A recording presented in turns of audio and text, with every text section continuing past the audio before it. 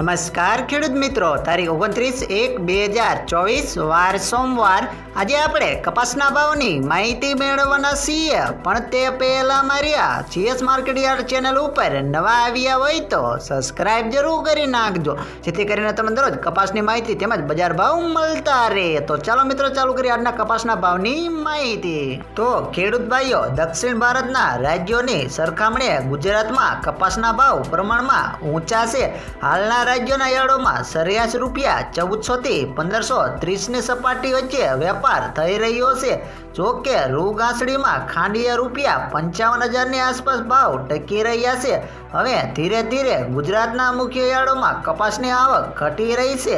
જો કે નિકાસના વેપારીઓ ઓછા હોવાથી લેવાણી પણ પ્રમાણમાં ઓછી છે।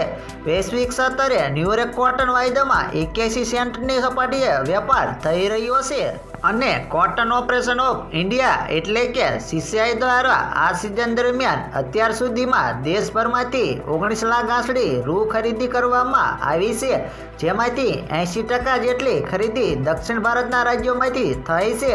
ગુજરાતમાંથી અંદાજે 15,000 ગાંસડી ખરીદી થઈ છે। આ સિઝન માટે કપાસના ટેકાનો ભાવ રૂપિયા 1404 પ્રતિમણ જેટલો છે।